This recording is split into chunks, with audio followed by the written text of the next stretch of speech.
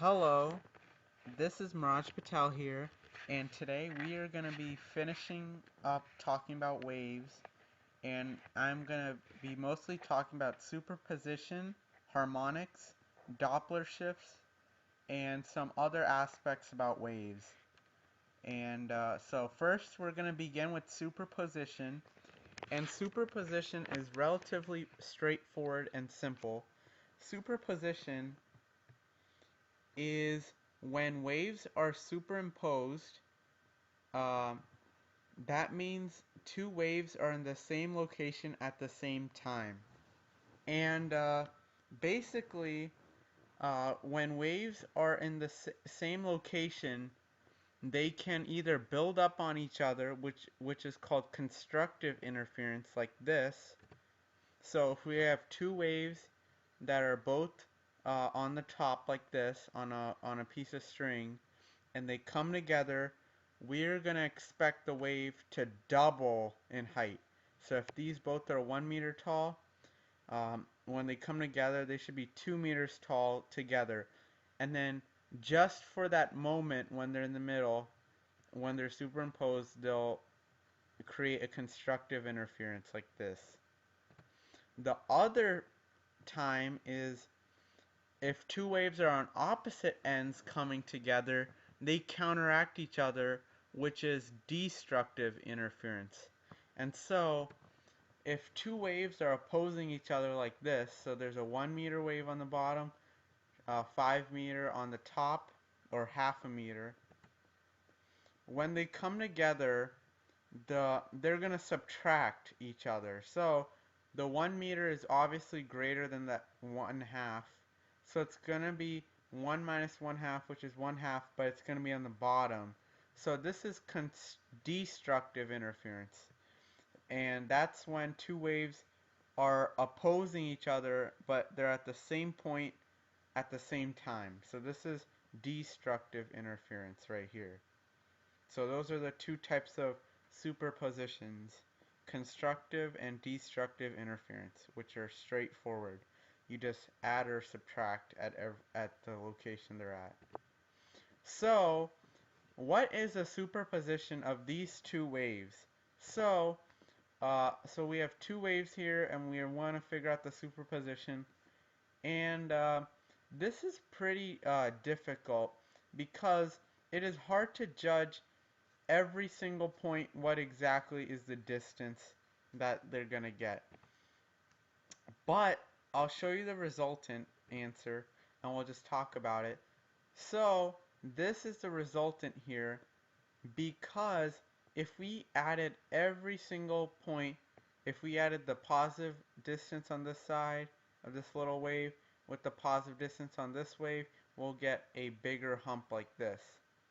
And basically, to do this whole thing, you would have to add up every single point on wave 1 and wave 2 together. So if it's below on wave 2, it's a subtraction from wave 1.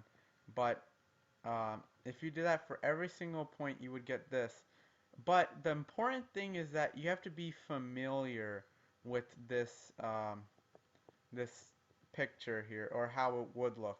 So if you had a multiple choice test, uh, make sure you would be able to be familiar with how to do it. And most likely they'll ask you a simple one, like the one I showed you in my example with the little pulses, if if your teacher wanted you to draw it or something like that. But basically you just took this little wave and put it on this larger wave and drew how they would be together. So that is basically what you do. And notice you still see the big curve. In general, you see wave 1 inside this, and you see all the little squiggles from wave 2. So it's sort of like a combination. But again, it's the same thing. You add if they're on the same side, and you subtract if they're on opposite sides. So now we're going to go into beat frequency. And beat frequency is when two waves have very close frequencies so that they will amplify each other and will quiet each other when they are in and out of phase. And in phase and out of phase just mean, in phase means that they're going together and they're helping each other, like uh, constructive interference. Out of phase means that they're sort of quieting each other and it's destructive interference. So that's what in phase and out of phase mean. So beat frequency is very simple. This formula is basically just saying you subtract the two and take the absolute value. So you subtract the two frequencies and just make it positive because beats cannot be negative. So if a piano player is tuning his piano with the tuning fork, which is vibrating at 440 hertz, when they are played together, the beat frequency is 5 hertz. What is the frequencies the piano could be playing? So basically, we plug it into this formula here. So the beat frequency equals frequency of the one minus the frequency of the other. So 5 equals the frequency of fork minus frequency of piano. And so this is our formula here. So if we plug in what we know, we called the fork number 1. So we know the fork is vibrating at 440 hertz minus the uh, frequency of the piano equals 5. Or in absolute value, you have to make sure you change the sign for the first thing and just take it out of the bracket. So then you would have negative 5 equals 440 minus the frequency of the piano. So that's what absolute values do. So in Algebra 2, you probably learned this, that when you have absolute values, you have to have one problem that's exactly the same. The other problem, you just switch the answer and make it opposite sign and keep the second part the same. So if we solve for each one, for the first one, if we move 440 to the other side, subtract it from 5, we would get negative 3, uh, 435 equals negative frequency of piano. And so that'll just end up dividing by negative 1 on both sides, making it positive, or 435 hertz. On the other side, you subtract 440 and you'll get negative 445 equals negative frequency of piano, and then you'll get 445 hertz.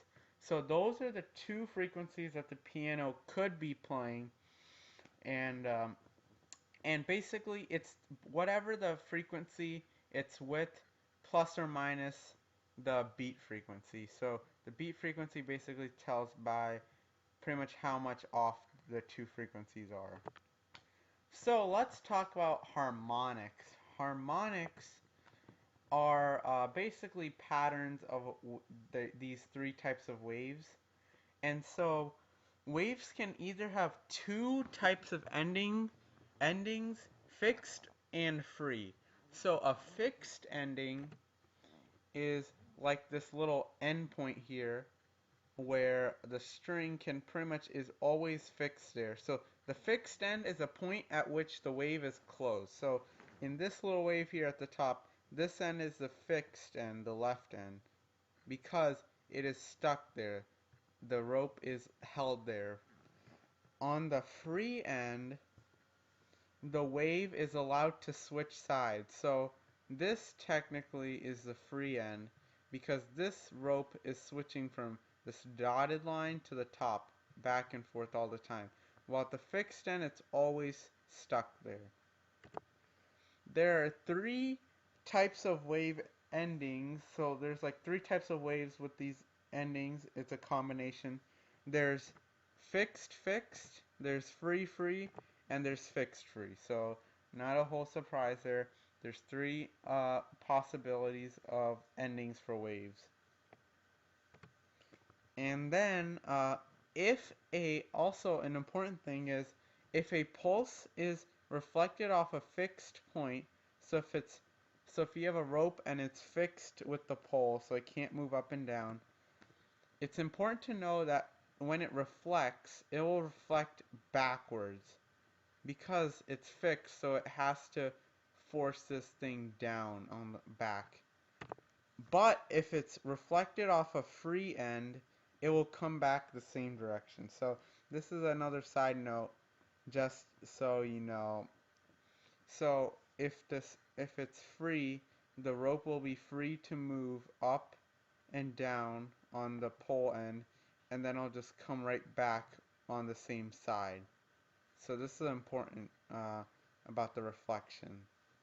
So now we're going to talk about what the harmonics are and how they look. So a fixed harmonic looks like this. So the simplest form is the fundamental frequency, and this is true for all of them. The simplest form is always called the fundamental. And for a fixed, the fundamental is a one rope like this, where both the ends are like tied or held. And so basically, the harmonic, every fixed harmonic will have a fixed end and a fixed end. And so here, this is what I'll show you what I mean. And by the way, this is 1/2 a wavelength. If you remember, a wavelength is like 1s. So this is half the s. So this is 1/2 a wavelength. And then the next harmonic, you have to add 1/2 a wavelength. And this is called the first harmonic. So this is still a fixed harmonic because both the ends are fixed. But instead of the fundamental, which was up to here in the middle, we added another wavelength so both the ends are fixed. To make the second harmonic, so this is the first harmonic, the second harmonic you add another half.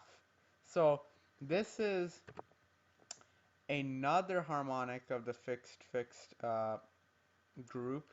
And so fixed, the ends are both fixed, and we added another half a wavelength. So this is a whole 1.5 wavelength. This was one wavelength. And so basically, it's the same thing over and over again. To make the next harmonic, we have to add another half a wavelength. And notice in all these harmonics and the fundamental, all the wave ends with a fixed end. So they're all a dot or a point where the rope is stuck in place. So now we're going to talk about a free harmonic. So a fundamental free looks like this. And so notice both of the ends are open. So this rope can go from this side to that side, this side to that side. And both of them are like that. And this is 1/2 a wavelength, because remember, one wavelength is a whole S, and if you think about it, this is a part of the S, not the whole thing. The first harmonic is the next free one, which is if you add 1/2 a wavelength. So this is the next harmonic. So notice both the ends are free, and we added this whole thing pretty much in the middle. That's what it looks like. And for the next harmonic, again, you add 1/2 a whole wavelength, 1/2 a wavelength, and you get this. So this is what you had, and then I added this other half a wavelength. And basically you have this opening, and we have these two loops in the middle. So this is 1.5 wavelengths, because here to here is one wavelength, because the wave's at the crest, and then we have to go back up to a crest, so that's a wavelength. And then we added 1/2, which is this thing here on the end. So so you get the picture. Uh, free has two half pipe like open ends, and you just keep on adding half a wavelength to each for the next harmonic. And then we have the last one, which is a fixed free. So a fixed free looks like this, because one end is fixed and the other end is free. That's the fundamental. And this is 1/4 of a wavelength, because if we add 4 of these, so imagine another C facing it, that'll be 1/2 a wavelength. And then 2 more of these will equal one whole wavelength. So the first harmonic is if we add a whole nother wavelength. So we have this original piece, and then we added this whole two C's here. So this is 3/4 of a wavelength. And then if we add another half a wavelength, we'll get this thing. And this is 1 1/4 a wavelength. Um, so you get the picture. You always keep on adding half a wavelength for every additional harmonic. And the fundamental is the baseline, the simplest version of whatever the characteristic is. So fixed free, there's nothing simpler than this form. Everything else has a bunch of other stuff in it. So this is the most fundamental form. And it's important that you know how to apply these. So you can do, like on a test, they can easily ask you, what harmonic is this? So be sure to know how to read a harmonic. So first you look at the ending. So this is fixed free if I wasn't given the answer.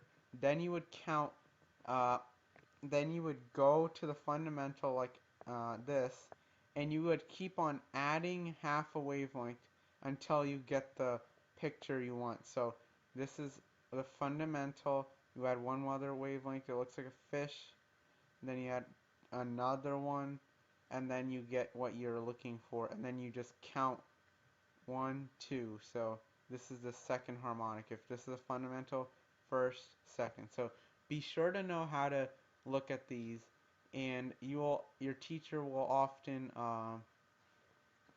use these in real life examples. So like for example, there's this one lab where you can measure the speed of sound, and you have to know how the wave is in the tube. So in the tube, it has a fixed end, which is at the bottom of the water, and then a free end, which is at the top of the tube. And so this is where you apply these harmonics. But other than that, know how to recognize these, and know how they could be in real life. So resonance is how pretty much things will cause other things to vibrate if they have the same fundamental frequency. And so pretty much if there are two tuning forks and one is vibrating, the other one might start vibrating also if they have a similar fundamental frequency. So that means if the vibration that the tuning fork that's on is similar to the natural vibration of the other tuning fork, it will start causing the other one to vibrate. And this is what resonance is. Resonance is when two objects share a fundamental frequency and the waves of one object cause the other one to start vibrating. So this is basically saying how if one thing naturally wants to vibrate at this frequency, and there's already that frequency out there, it will cause it to start vibrating. So this is often true in like uh, in guitars, because guitars have the sound chamber which causes a resonation. So that resonates with the strings, and so it amplifies the volume. So resonance is something you just need to know of, not necessarily like any problems about it, but know that if something has similar frequency and wants to vibrate with, then it'll resonate with that frequency. So now we're going to talk about the important part, the Doppler shifts. So Doppler shifts are is a great uh, thing that they can test you on.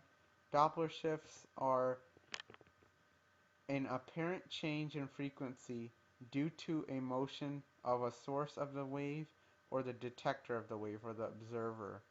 So, uh, have you ever noticed if you're driving or you're on the sidewalk and you hear a police siren, as it comes towards you, it makes a noise. So, as the siren's coming towards you, uh, the sound changes, and then when it passes you, the sound changes again. So that's why police sirens often change volume or change pitches, even though the siren is a constant noise. So we're going to talk about the few examples of a Doppler shift. So if the source is moving towards you, um, it will look like this. So this is the source, and it's emitting sound waves. So these are sound waves. So uh, as it comes towards you, we look at the formula for waves. So velocity equals wavelength times frequency. And as it comes towards you, these waves start piling up on each other like this. So the wavelength appears to be smaller. So the wavelength is smaller. The velocity stays the same. The velocity of the wave is still the same. But to counteract the wavelength being smaller, the frequency has to increase. So if something is coming towards you, or if the source of the wave is coming towards you, you will detect a higher frequency because because due to an apparent change in the frequency or in the wavelength. Because the waves start piling on each other like this, so as it comes towards you, the wavelengths are shorter, so the frequency has to increase. And so now let's talk about if an object goes away from you. So if the source moves away from you, it looks like this. So imagine you're on this side with these words. So instead of shorter wavelengths on the other side, you get longer wavelengths. Longer wavelengths mean longer wavelengths in this formula. So velocity of the sound is still the same if we have a longer wavelength. And so how would the frequency have to change uh, if the velocity still stayed the same? The frequency would have to decrease, so the velocity equals the same. So if wavelength increases, velocity stayed the same, frequency had to decrease. So now you detect a lower frequency because the wavelengths appear to be longer. So the sound is moving away from us, or the source of waves. So we think that the wavelength is longer because of this formula. So velocity stays the same, wavelength increased, frequency must decrease to have this true. And often astronomers talk about red shifts and blue shifts. And this all has to do with the Doppler effect. So in space, stars emit light. So red shifts are when the stars are moving away from us. So if a star moves away from us, just like this, the wavelengths will appear longer, and so than there usually are. And so when they appear longer, instead of looking at the normal frequency, which is like in the middle here, the wave of the wave of the speed or the wavelength of the light would appear to be longer and shift towards the red side, because remember, Roy G. Biv, red has longer wavelengths and lower frequencies. But there's also blue shifts, which is when stars are moving towards us.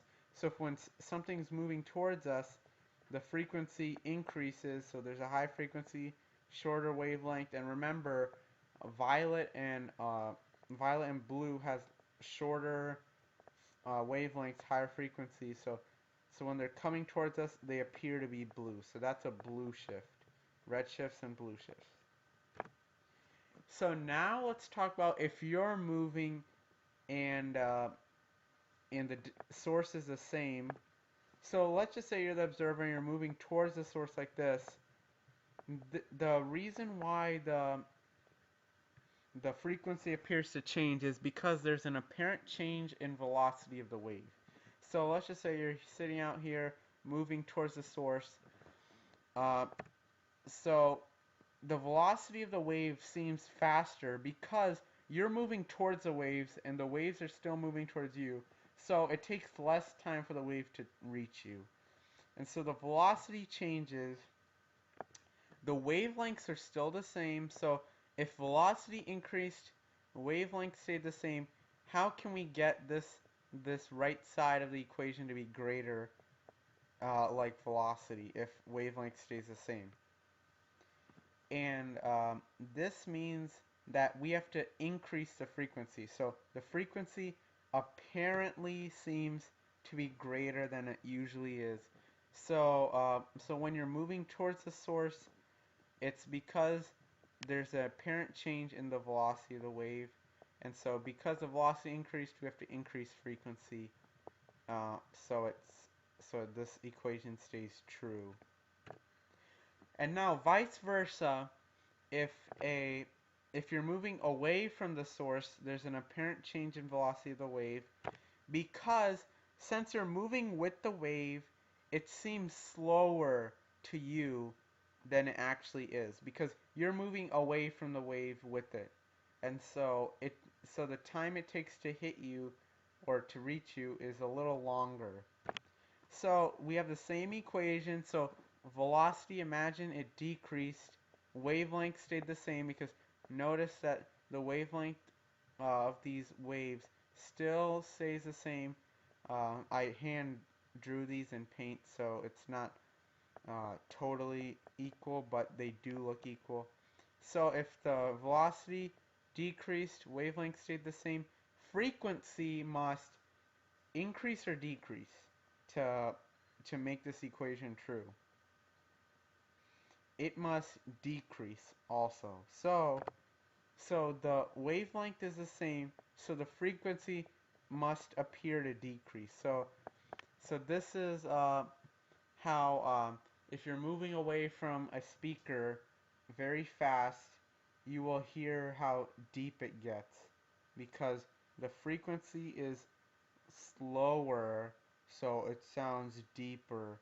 And then if you're moving towards something that like a speaker, the the frequency of the sound will sound higher than it is. So there are also situations when there's no shifts. So there are no shifts in frequency if you're moving with the source at the same speed. So imagine there's a siren behind you and you're in a car and you're moving the same speed as the cop is moving. So since you're both moving at the same speed, relative to the siren or the source of the sound, you are not moving. So the sound is still hitting you as if you were both not moving. So if you're going with the sound, then or the source of the sound, then you will not hear a shift because the velocity stays the same as the sound and the wavelength appears to be the same.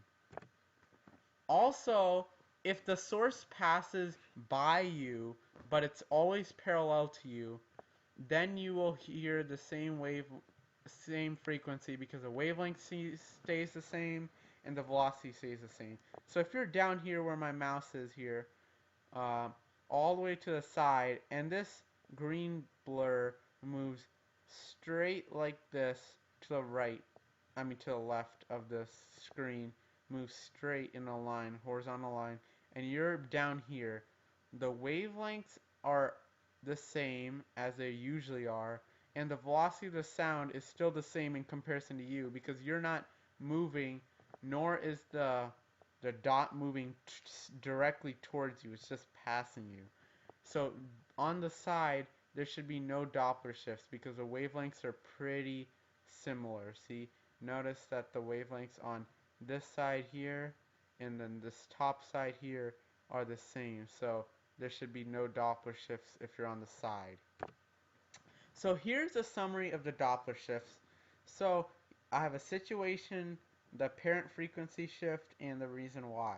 So if the source moves towards the director, or detector, sorry. So speaker is moving towards you.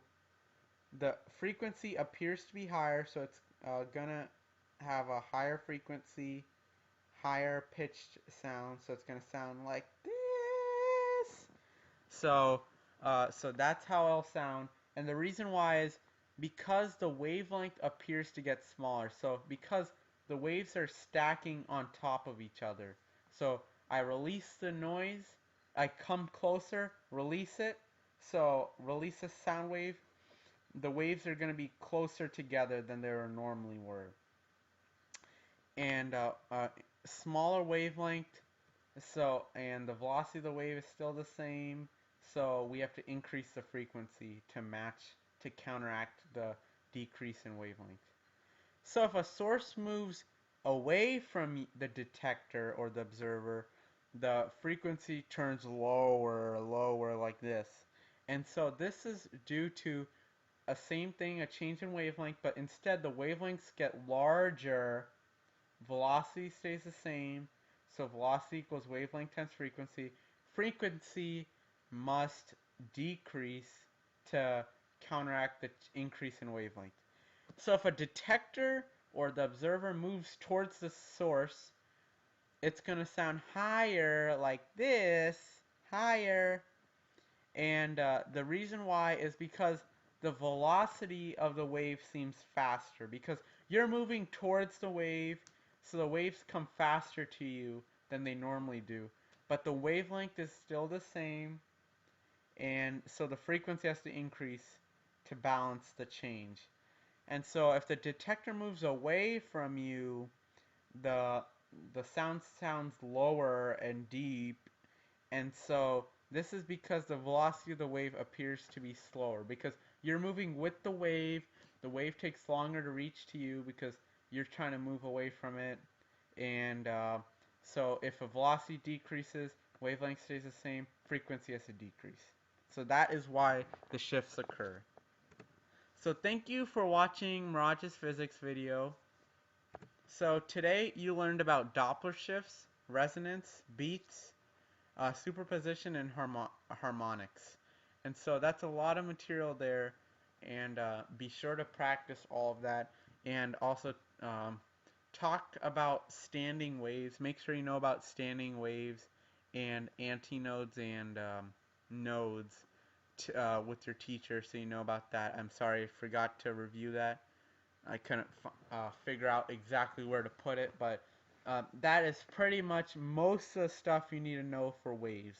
So, so tune to the next videos to learn about circuits. So this is our last unit, which we're going to talk about circuits, calculating voltage, Ohm's law, Kirchhoff's laws. That's what we're going to talk about. Um, if you enjoyed this video, please spread the word and like this video down below. Uh, Email me any questions you have, comments at mpatelbuccaneer@gmail.com. And so you can ask me anything about waves, energy, kinematics, dynamics, Newton's laws, rotational motion, circuits. So ask me any of that at my email, and I'll gladly answer. Um, Also, you can ask me other questions that maybe I didn't review in my PowerPoint, like what I told you about antinodes, nodes, um, maybe some labs with sound and waves. So ask me any questions you have. I'll gladly answer them. And for chemistry tutorials, please visit my website, buccaneerchemistry.weebly.com. And thank you, and I hope to see you next time.